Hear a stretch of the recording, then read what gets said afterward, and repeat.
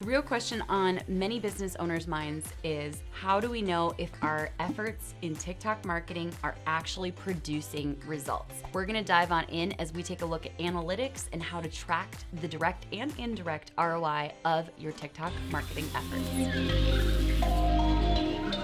I'm super excited because today I get to share with you exactly how to read, analyze, and interpret your TikTok analytics. And be sure to stick around until the end because I'm gonna show you how to find the peak times for you to be posting on TikTok. Before we take a look at analytics, if you have not yet made your account pro, you will not be able to see any analytics. It takes some time for data to aggregate, and so what you're gonna wanna do is check out this video. In this video, I teach you how to set up your profile, and I also show you how to change your account to a pro account and unlock analytics. So to access your analytics, you're gonna click the three dots in the upper right-hand corner of your TikTok profile. Then you're going to select Analytics. Now there's three tabs within Analytics, and everything in the first tab is going to show you the overview of your video views, your followers, and your profile views. So right now these are all set at 7 days. Let's set them to 28 days so we can take a look at the last almost month. Now, video views is important because that is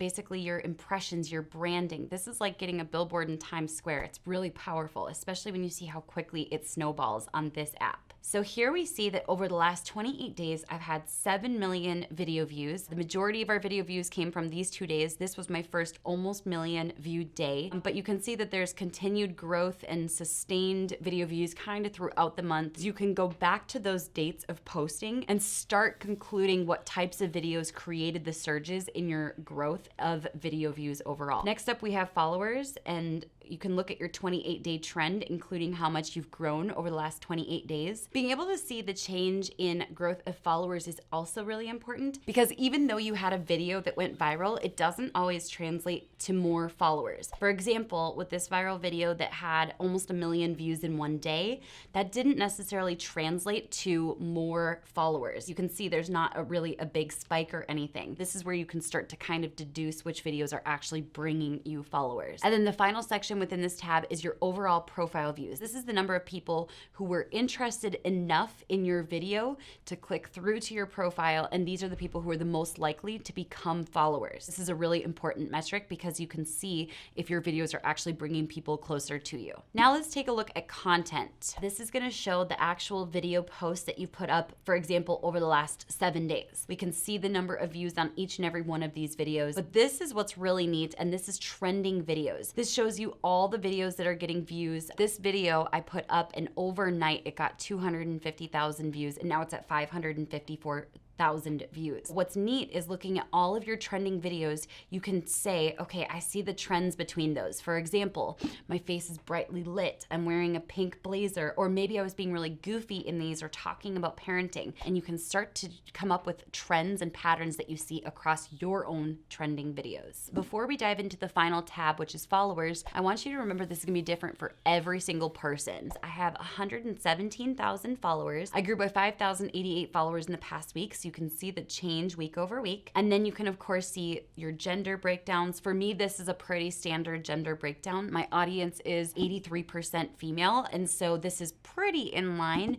with my other platforms' analytics. Up until the point where I intentionally went global with my TikTok, I had 92% of my following in the United States, Canada, Australia, the UK, and New Zealand. Now you can see I have a much more global audience, which is exciting to me, especially as we move into the Spanish-speaking world. Now, this is really the fun part where you can start to see the times and days that your followers are the most active, but that's not the same as your peak times to post. I'll explain why in just a moment. And then you can also see the other videos that your followers watched, so you can get an idea for the type of humor or interest that they have. I think that that's really helpful to kind of understand what they want to learn more about. You can also see the sounds that your followers listen to, and this can give you a good idea of songs that would be really helpful to jump on board the trends with and record videos to these sounds. Now, of course, this top sound has an inappropriate word on it. Such is often the case on TikTok. There are some inappropriate words, so you want to be careful and make sure you listen to the full audio before you record to it. Now, this is where we're going to discover the best times to publish to your TikTok for your audience. If we look across all of the days, it looks like my audience is active